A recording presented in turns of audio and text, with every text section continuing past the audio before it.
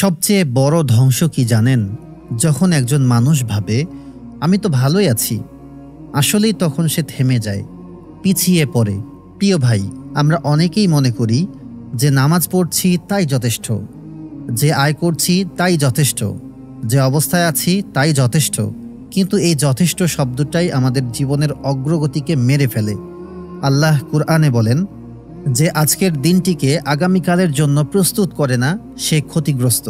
সূরা হাসর আয়াত 18। মানুষ যখন ভাবে তার উন্নতির দরকার নেই, তখন সে আসলে ধ্বংসের দিকে চলে যায়।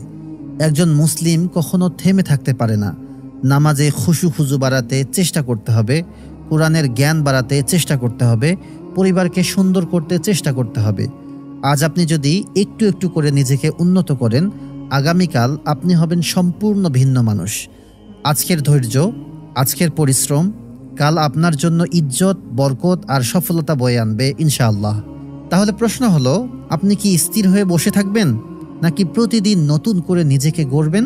প্রিয় ভাই, জীবন একটাই, এটা অলসতায় কাটানোর জন্য নয়, বরং উন্নতির জন্য, আল্লাহর সন্তুষ্টির জন্য। আজ থেকেই শুরু করুন, নিজেকে প্রতিদিন একটু একটু করে বদলান।